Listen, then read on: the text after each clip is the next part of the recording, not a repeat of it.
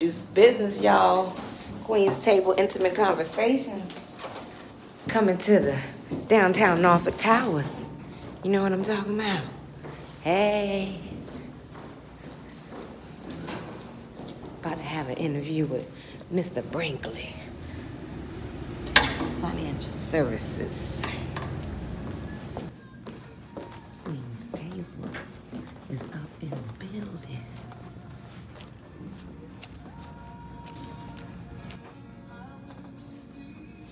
Portsmouth is across the way. We down at Waterside, y'all. Queen's Table is down at Waterside. That's what I'm talking about. Come on, Daddy. Do what you want to do. Take me where you want me to go. For your glory.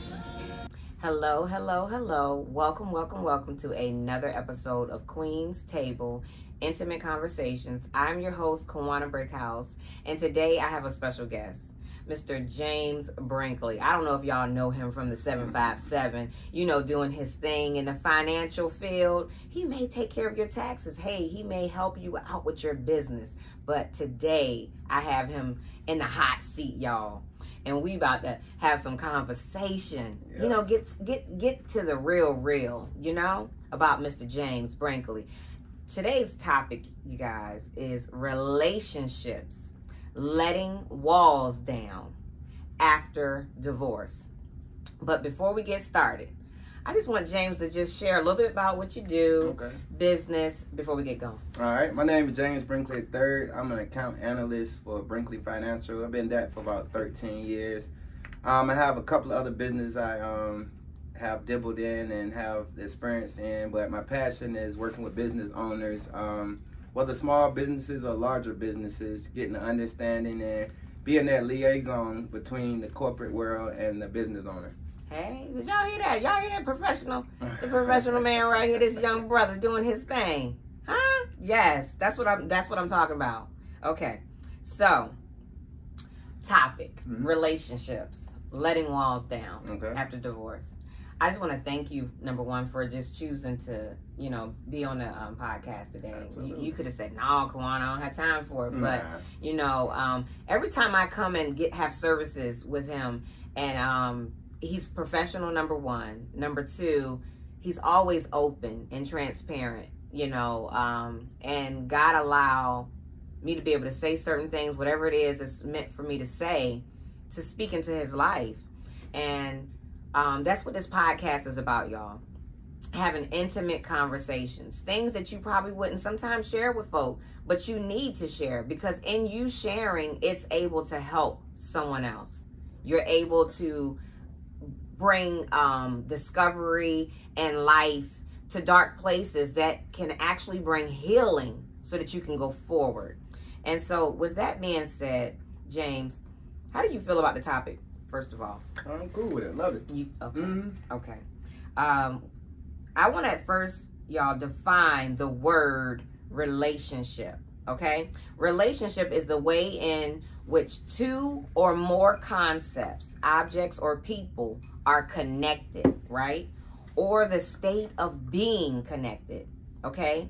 The second definition of relationship is the state of being connected by blood or marriage. And the third definition is the way in which two or more people or groups regard and behave towards each other. Relationships. So the first question, how long were you married? For about 14 and a half years. 14. Oh, shucks. Do y'all hear that? 14 years.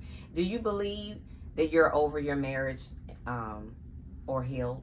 Yeah, it's a long journey, but over time the healing takes place, similar to like a cut, that once you get the cut, it heals, go through the process, and then you'll look at it, you might still have the scar, but the actual magnitude of the impact, the injury won't be there anymore. Okay. One of the major keys to healing is forgiveness, right? Yeah. And confession, right? And I've learned a long time ago from counseling that basically confession is Drano to a sink. when we're willing to be real and transparent about issues, you know, matters of the heart, dealing with things. And sometimes it takes for us to admit, you know, when, okay, you know what, they hurt me. That situation hurt me. And being honest so that you can heal. You know, you said that cut that wound. The only way that cut that wound, first of all, you got to be able to identify. You identified that the cut was there on your arm, right? Yeah. And through that identifying it, you're able to, you know, put the ointments up there, to wash it, to clean it, put the ointments up there and treat it. It's a process, right? So even through the healing, it's a journey. You know, you may be healed in certain areas, but then it's another whole thing when you see the person again. You know what I'm saying? You might feel that little thump in your stomach, like, ooh, I didn't know that was still there. I didn't know such and such still, you know, got to me like that. And then usually when that happens, I've learned that what God is saying to us is, okay, I still got some work to do right there. Do you feel like God still have a little bit of work to do in you pertaining to relationships, healing from the past, in order to even go into an, you know, a current relationship, if you are in one at this time? Yep. One of the main things with myself was forgiving myself. Because once I understood, okay, the problem, understood whether it's caused by me or caused by the person that I'm in a relationship with, whether business or personal, from there, then acknowledge the wrongs or the rights, and then forgive yourself so you can have the opportunity to grow. Okay. Because I notice a lot of people, using the scab as an example, they keep picking the scab, and then the injuries gets bigger, then it might get infected and this and that. Ooh. So you kind of got to understand, like you said, the problem, and then learn from the problem, and then forgive yourself if you was wrong. Yes. If they was wrong, forgive them, and then move on. Yes. Yes, forgiveness truly is the key. Yeah. You're absolutely right. Okay, so have you ever been in counseling, like through the process when you were going through your divorce, or even while y'all were married, out of the divorce, and you being on your own, you know, now where you're at? Have you been through any form of counseling? I never did counseling as a couple or anything like that. I did like minuscule counseling for myself when I realized that, because when you connected in a relationship like that long, it's like a connection like no other. So you kind of, like, I lost myself at some point, because for 12 years I had a saying, long as my wife happy, then life is good. So my life was kind of built on the happiness of her. Then I had kids, so then the happiness of her and kids, to the point when that was all cut off, I forgot who I was and pretty much 100% lost myself. Went to a deep depression and things like that. And it wasn't the ideal depression of I just wanted to commit suicide or something like that. It's like I started drinking heavy, I started smoking, I started just doing a lot of things that kind of wasn't me as my personality. So that's the one way I could identify that I have a problem and it needs to be addressed and handled accordingly. Yes. And so the drinking and stuff was really, it was a coping mechanism to deal with the hurt that was really underneath, you know, underneath that Band-Aid. And it's crazy, because the illusion of when a person see you drunk or see you high or intoxicated or anything, they would think that that's the problem. But like you said, no, that's the coping mechanism for the problem that you're going through. Yes. So right there, you could identify that there's something deeper that's wrong with the person. And that's one way I kind of did for myself. Ooh, I thank you for being transparent like that. No, seriously, I mean, we're helping those who are watching this right now. It's very important, because a lot of people feel like sometimes when they drink, oh, that's just something I like to do. But no, there's really a root to certain things we do. You know? And I did it for a couple of years when I was going through the depression. And then one moment I realized I'm still doing the actions of a person that's depressed, but I'm no longer depressed. So now it became almost an addiction or something now, or a systematic thing that you just doing over and over because you got accustomed to doing it for so long. So one day I think my mom or my sister asked me, like, why do you drink so much? And I really didn't have the question. Like, my life wasn't quote unquote bad. It wasn't great, but it wasn't going the worst that it could go. And I was coming out of it. So then I had to kind of battle that monster and stuff like that. And then have a lot of people saying, well, you supposed to be a man of God or you supposed to be a professional. How are you drinking this? And I got to remind them I'm still human. Yes. So before you judge a person, you got to understand what they're going through. Yes. And some of the stuff I went through, some people did actually commit suicide. So I was thankful that I had a non-reprobated mind, meaning God had just surrendered me to those sins. I could know that, okay, it's still wrong. So now it's time to pull slowly but surely. Pull yourself out. Yes, exactly. Exactly. There's a scripture that I'm reminded of right now that I want to go to. Okay. It's in Revelation chapter 12, verse 11, and it says, they overcame him by the blood of the Lamb and by the words of their testimony. And they did not love their lives as much as to shrink from death.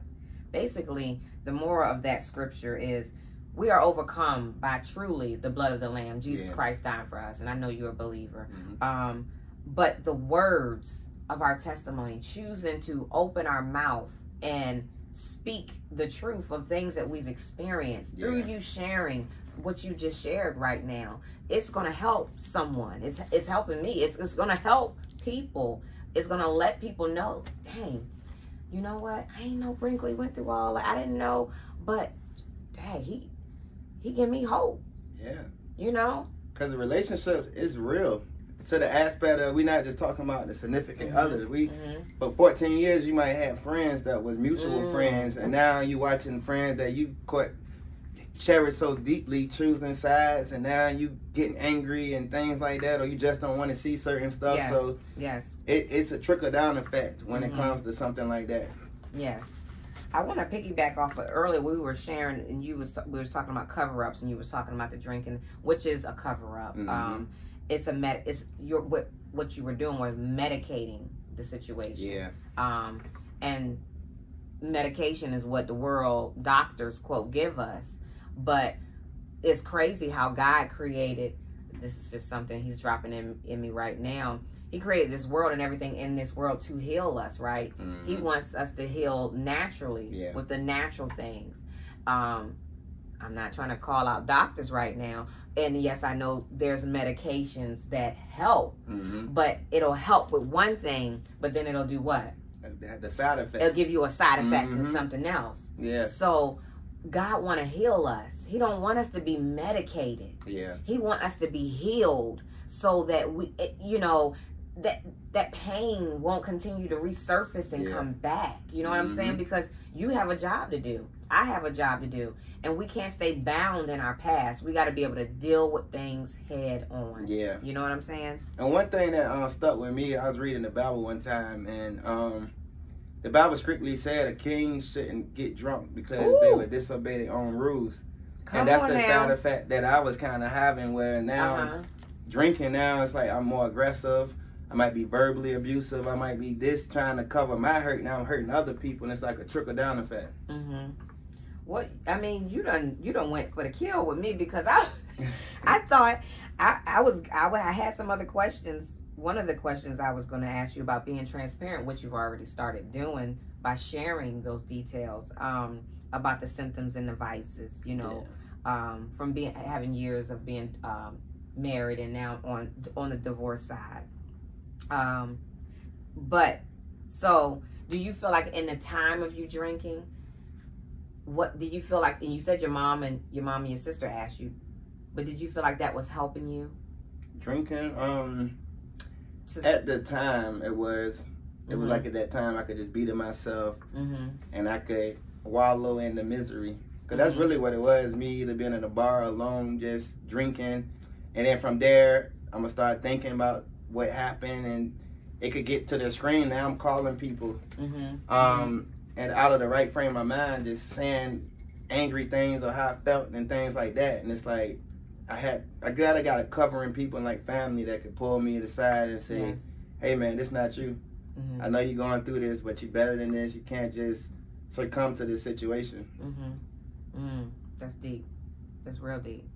Wow, though, at the same time, you have some people that almost took joy. Like, God gave me a picture, a vision one time that I'm drowning, and the people that I love and should help me, they're have their camera phones out taking selfies. with me in the ocean saying, help, I need help, I need help. And they just taking pictures and like, look at Mr. Brinkley. Thought he was up here, and now look, he's down here and this and that. And I seen all of that happening, and people kind of laughing at the situation. And I was expecting more help, especially me being a person that would give anything to anybody. Now, when I'm going through something, it's like I was more so being ridiculed and talked about, opposed to somebody saying, I'm here with you, or stick it out, or somebody that been through a divorce. That's why I'm kind of opening up now, because I didn't have nobody that went through a divorce and say, look, what you're going to go through, you're going to have to find yourself again. You're going to have to recreate yourself. You got to be around positive people. I didn't have that. So I kind of did the opposite and had to snap out of it. Thank God I have a business and things like that, that is like a checks and balance for myself. So can't be drunk during the day and nights and stuff like that and still have a productive business. So that was kind of my life card as well. Okay. Now, you said something that made me think, you know, here it was, you were this well-known person doing these different things, and you had all these people around you, and you, quote, felt like they were taking pictures of you and, like, you know, exploiting you, but not wanting to do anything to help you. How did that feel? The worst feeling ever. Like, the worst feeling ever. It's like, I realized how heartless a lot of people are. But at the same time, it made my relationship with God closer, because I went from having 20 people at my house every day and, hey, this, that, until just being lonely. And that just put me and God in the same thing. I had to trust God a lot of times. Like, God, if you don't open up a door, this door is not going to be open. Amen. And He has countlessly came to save me. So that kind of gave zeal. But the feeling is, sometimes I still think about the thoughts of, I was there for this person, they wasn't there for me. But where I'm going, I can't focus on the rear view, trying to go forward. So okay. Okay, I'm sure you've asked the Lord already to forgive you about the things that you were, as far as in your actions and things from your past. But have you forgiven yourself for what transpired in your past relationships? You know, I actually have. I have. It took time and a lot of healing, and then realize what I did wrong in some areas, or what I didn't even do. I had no control over. That's the thing that I had to really forgive myself, beating myself up or something that I couldn't even control. So I had to let that go and just trust God. And that's a deep thing when you don't have no control of something, right? Yes. You can't just click a button and tell us, you know, turn something to somebody and say, I need you to get back in line. You know, you just got to deal with what you got to deal with. Yeah. And that's when you really have to call on the Lord, you know. Okay, have been fervently putting into practice what the Lord has been requiring from you for your life, you know, concerning, you know, moving forward in the things that He desires you to do. Because I know you go through a relationship, and, you know, they say when you get a divorce, it's like death. And it is, you know. But it's kind of like a death replaying itself a lot of times, because you have, especially if you had children with the person. But moving forward, learning how to work through everything, and still adjust to your new life without the person.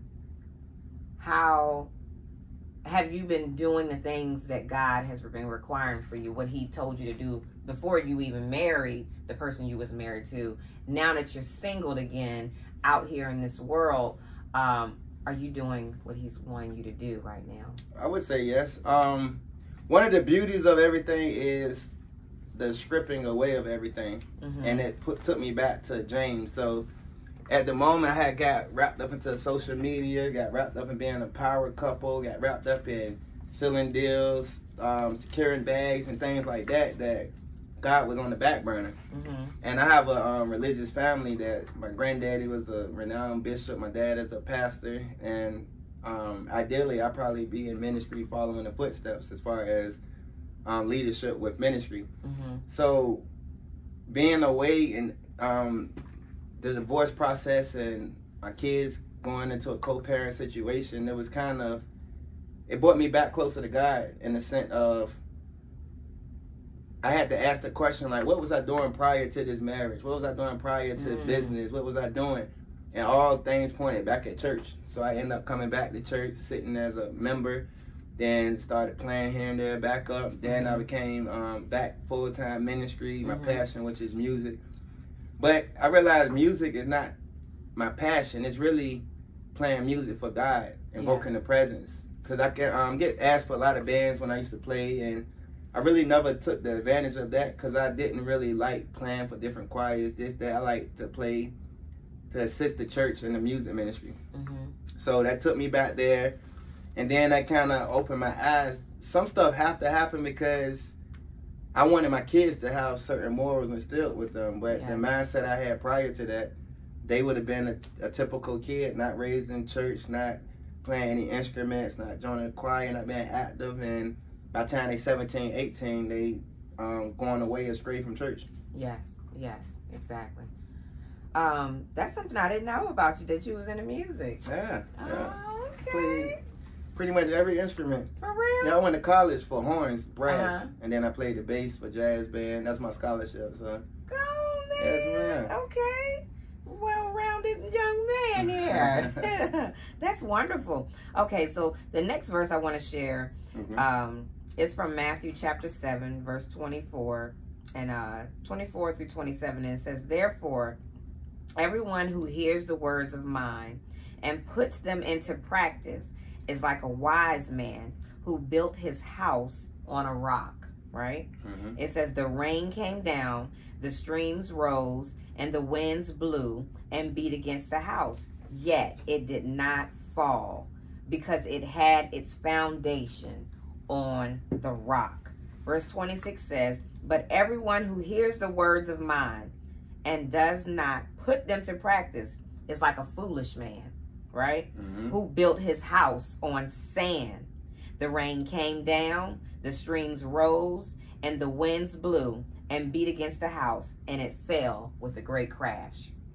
Now, so you said something powerful before I read the scripture to you. You said that you had to reevaluate what you were doing before all of this happened, all of this transpired, and it made you find your focal point.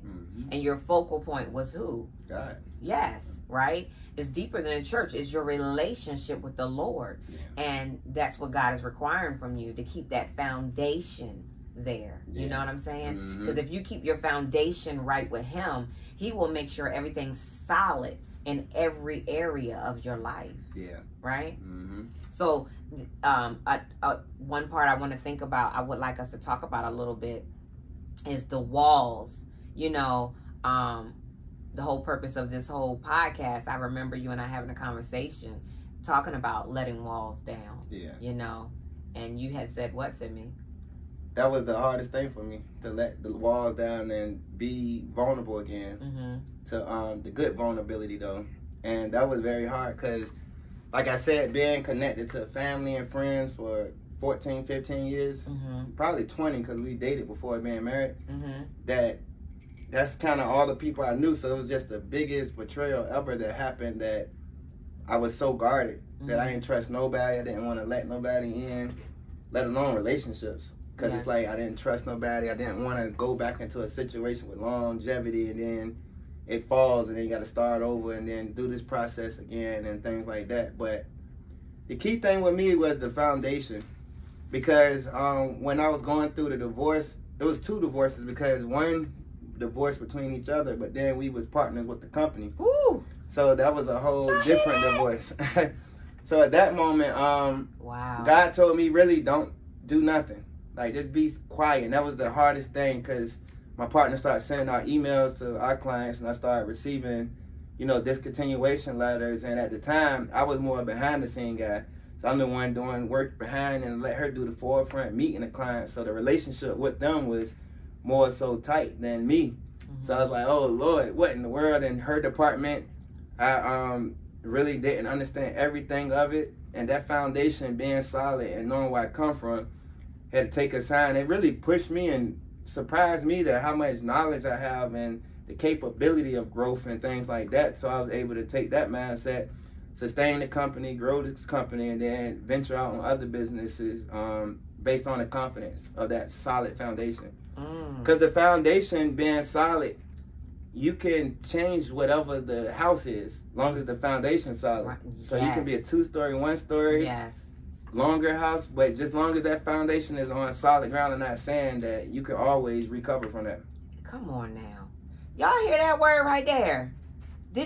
Say that last part again. You can always what? Yeah, recover when you have a solid foundation. When you have a solid foundation, when you know where your help comes, when you know where your help comes from, you can always rebuild. Yeah.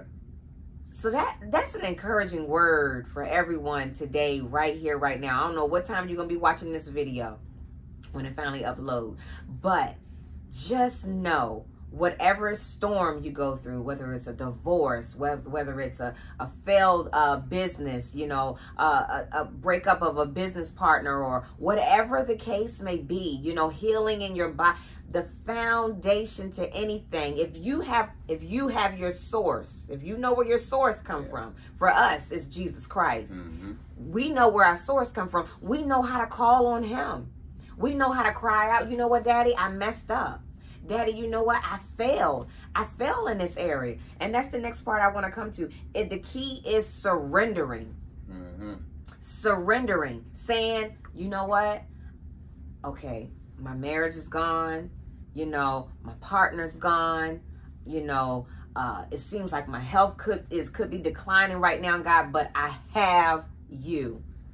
I know that these vices, I know that jumping into another relationship ain't gonna fix it. Sexing ain't gonna fix it. The drinking ain't gonna fix it. The drugs ain't gonna fix it. But I know, God, that you can fix it.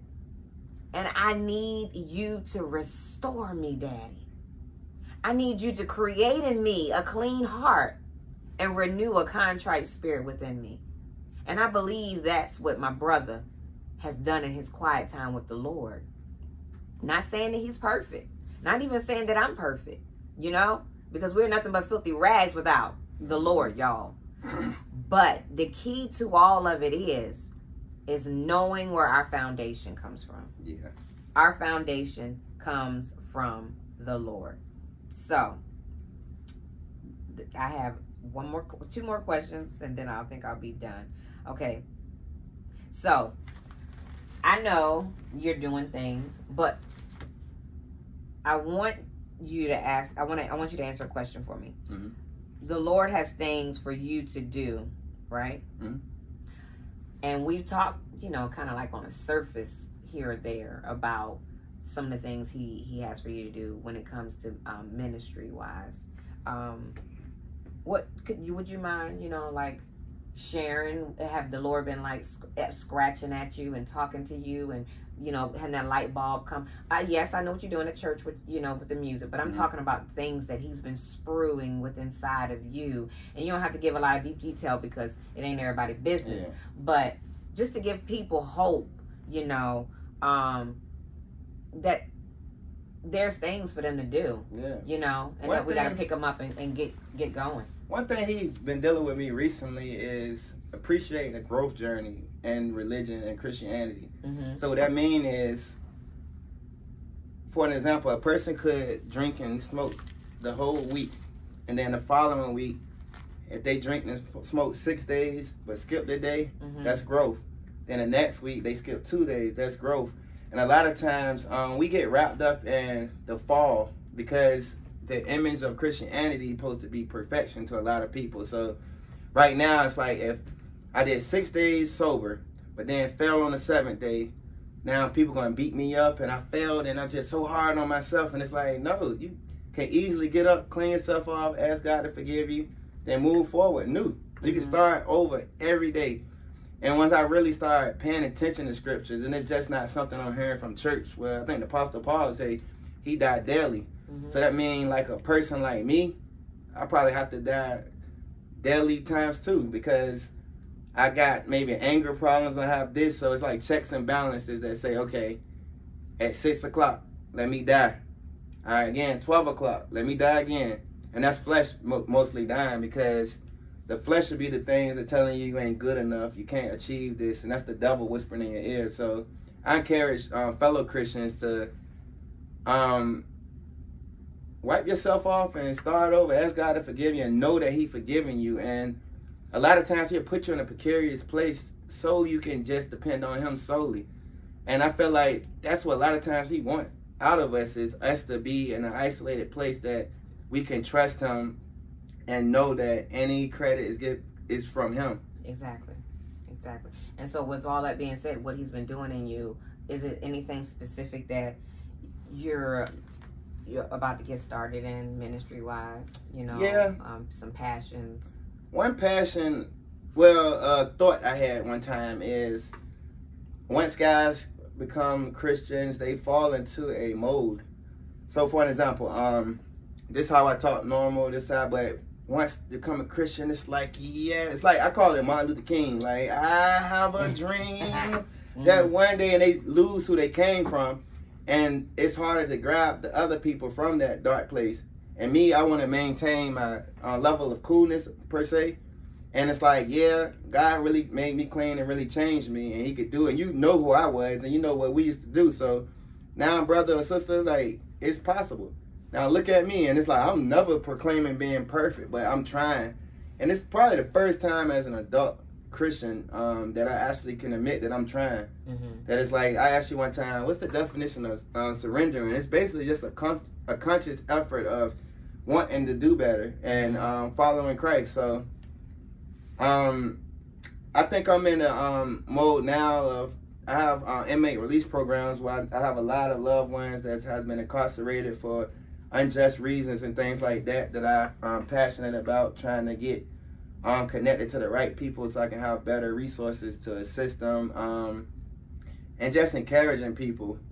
And it's crazy because I was kind of against testimonies but didn't know it.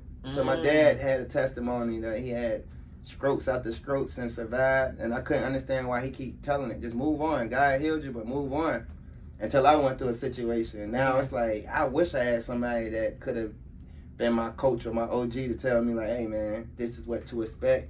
Read this book, or surround yourself with different people. Stay away from drinking and stuff, because it's going to just make it even darker. And that's pretty much the what I want to leave with people. Okay. So basically living it out.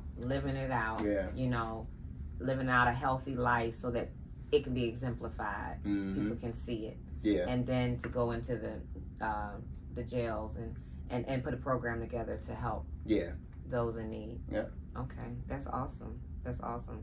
What drew you to wanting to do that, as far as in helping those in jail? Like, I had a best friend that kept having unfortunate situations with unjust stuff, and for African American men, especially in Virginia, it's almost impossible to get the right resources and the right help and people on your side, because if you have a criminal background, you're labeled just a bad person in society. And a lot of people that I know is great people, they just been in unfortunate situations. Might be the difference between them and OJ is OJ had a better lawyer. You know, stuff like that. And it's just like, we don't have some of these resources that's needed. Yes. Like even when it comes, I was very hard on black men with child support, because that system of, they not able to afford the amount that you saying they should afford, but now the system is, you lock them up, so now they can't work any longer. Now they come out of jail deeper in the hole, and now they get locked up again, or have to find other ways because they might be labeled a felon or something on their record. So now they got to find other ways to make the means. So what I'm doing is, I'm that bridge now, that I know that most people that's incarcerated, especially if they sold drugs, they naturally a hustler. So now I go into the jails and just find out their passion and translate that from illegal to a legal thing. And then so when they get out of jail, they can already kind of be prepared for the real life. That's awesome. Yeah. Okay, Mr. Franklin. I want to make it happen. Yeah. Take it to the next level. God has mandated you. He's giving you a passion for that. Yeah. And you got to, it's some people that's going to be watching this video that's going to contact you. Yeah. You know, and we're gonna make sure his information is placed in the video so that you all can contact him, not just for financial services, but for ministry. Yeah. Because this is a young brother that has been mandated by God to do great things here on this earth, right? Yeah. Amen. Okay. is there anything that you need to pick back up that you stopped doing in ministry-wise or business-wise that you want to start doing that, you know, you feel like the Lord has told you to do? That's a good question. Something I should pick back up. Number one is reading the Bible. That's like number one thing I need to pick up, because sometimes I consider myself so busy that it's like, oh, but some of the key principles is in the Bible, but you got to open it up to see it. And I have got a lot of revelation from reading a story about Lot's wife and the story of just the past. So basically, when God tell you move forward, it's important to move forward and not look back, because once Lot's wife looked back, she turned into a salt. Yes, she did. So it's just like without reading the word for yourself, you won't know a lot of the knowledge and the proverbs that God has already placed for us. And that's it. That's it. Anything else? Let me think. Something else I need to pick up on. Business-wise or ministry-wise or personal? Can't think of that. No? Okay. I have one more question that I'm thinking of. And I think I'm going to ask you that last. But I do have it. Encouragement. One thing, when I was a married man, I was like the go-to husband of integrity, because everybody knew I walked in a certain thing. But then once it didn't work, I think shame took place, and I fell back from encouraging men. And I feel like I'm that person that should be encouraging men and let them know that you can achieve greatness and there's something better in life. And what I represent, I'm from South Norfolk, Virginia, low class type of thing, and I achieved the things through God. And I just encouraging them that I'm not different from anybody else that grew up the same way. But you can do it. So I think this year I'm going to start encouraging men again to, not bad to put on a suit. It's not bad to, you know, mature with your dressing, mature with your speaking, mature just as a man. Because this feminine movement that's going on right now, oh, Father, yes, it takes strong men. It's either alpha male or beta male, and they trying to maximize the beta males and making them leaders, what they not capable of being a man and a female at the same time. So I'm a man's man that's like, look, you can't put on a tie. You got to have some type of morals instilled to your kids, and it's still cool. Because what's not cool is instilling the things that you know that got you locked up into your son. And you passing it around is considered a generational curse. Generational curse. So I want to be the generational curse breaker, because that's what my granddad did. That's why I was so hard when I was drinking, because he considered himself an alcoholic. So his number one thing is separate from a lot of people, and we was like the first Brinkleys that lived a saved life, and he wanted stuff for my dad. Now I come up, and now I started drinking and going down a bad path, and it's like, nah, I gotta separate that too and stand for the generational curse breakers. Amen. So that's what I represent. Amen. Based off of what you were sharing, a scripture came to mind, and actually I was sharing it with my daughter this morning. Joshua chapter 1 verse 8. It reads, is this the one that I want? Yes. Do not let the book of the law depart from your mouth. Meditate on it day and night, so that you may be careful to do everything written in it. Then you will be prosperous and successful. I'm going to go ahead and read verse 9. It says, have I not commanded you, Brinkley? Be strong and courageous. Do not be terrified. Do not be discouraged, for the Lord your God will be with you wherever you go. Those two verses basically breaking down that God, he wants you to take his word, and not the fact that he don't want it not to come out your mouth. He wants you to study it, to become a part of you, to meditate on it, to think about it, to apply it to your life. Because if you do that, and you stay reading his word day in the morning time before you leave out, in the evening time before you go to bed, it's going to become a part of you. You're going to be this walking man, walking man of God. And that's when you'll be prosperous and successful. But he gave Joshua in this book a commandment. He said, look, I need you to be strong. I need you to be courageous. I don't need you to be afraid. I know this war you get ready to go into, it may not look pretty. I know I've just created you to be this new warrior. Moses not coming with you into the promised land to help these people. But look, you got everything you need to accomplish what you need to accomplish. Yeah. And God is saying it to you today. You have exactly everything you need to accomplish what the Lord has called you to do. It's just time for you to walk it out. Yeah. And the way you're going to walk it out is by what you said. You asked, you said out of your mouth, I want to read the word more. Well, start doing it. Because the minute you start doing it, that is when it's going to order and put everything in alignment. You know what I'm saying? Mm-hmm. It's your food. This is your spiritual food. We have this natural water to keep us nourished, but we need our spiritual food to keep our spirit man going. Mm-hmm. So when temptation comes, when problems come, when business seems like it's weighing you down, you got the word of God in you to equip you, to remind you, I can do this. Yeah. I'm a warrior. Oh, no, I can't give up. My daddy told me 3 times in the book of Joshua, be strong and courageous. Be strong and courageous. That's what he's called you to do. You got it. Yeah. So you just keep studying. You keep seeking God. And everything that he's equipped and put in you is all going to work out. You will be prosperous. You will leave a legacy for your children and your children's children.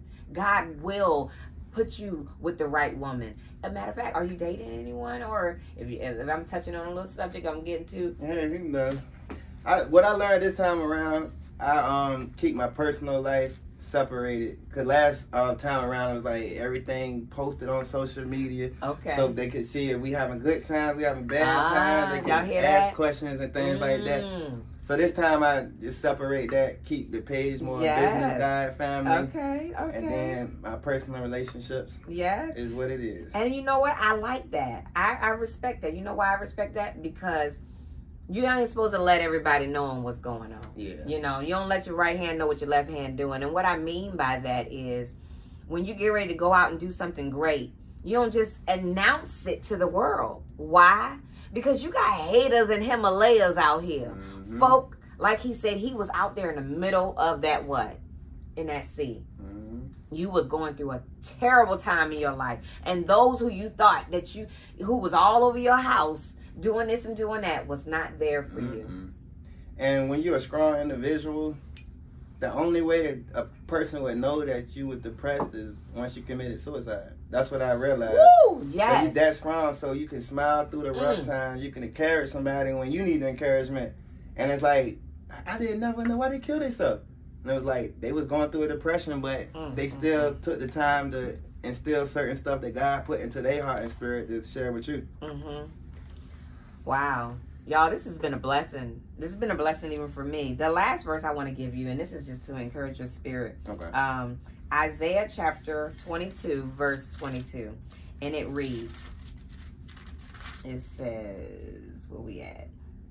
It says, I will place on his shoulder. I'm going to put your name right there. God says that he's going to place on Brinkley, your shoulder, James, okay, the keys to the house of David, right? And what he opens, no one can shut. And what he shut, no one can open. God has anointed you. He's called you to do greatness here on this earth. And he's placing a new mantle on your life. You got to receive it. You got to walk in it. And he's going to begin to open up major doors. You know? And the doors he's opening, no one is going to be able to get the glory for that but him. And the doors he's shutting are doors that need to stay shut. You know what I'm saying? And everything it is that you write out, the vision, the plan, the business idea, the family, the marriage, it's all going to work together for the glory of the Lord. I believe it. Okay? Yeah. I want to thank you for just being a blessing today. Yes, man. Thank you for inviting me on the show. Yes. I've been watching and following the episodes, so I'm glad to be a part of one now. He been watching them, y'all? Yeah. Oh, thank you. Yes, ma'am. Well, look, y'all. Look, I want y'all to share this video with someone and, you know, be encouraged. I want you to understand and know that your story is not over. The key to everything is having a foundation. Surrendering and realizing your foundation comes from the Lord. Okay? That's what I want you to get from today's lesson. You know, topic. Brinkley went through some situations, some hard knocks that will knock a person out to the point that some people have committed suicide. But he kept going.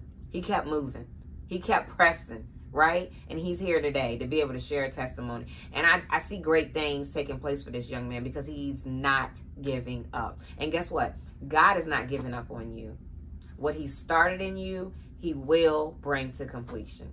Look, share this video, subscribe to my channel if you have not on YouTube, and come back for more. Okay? Have a blessed one. Thank you. Welcome, welcome, welcome to another episode of Queen's Table, Intimate Conversations. I'm your host, Kawania Brickhouse, and today we have a special guest, okay?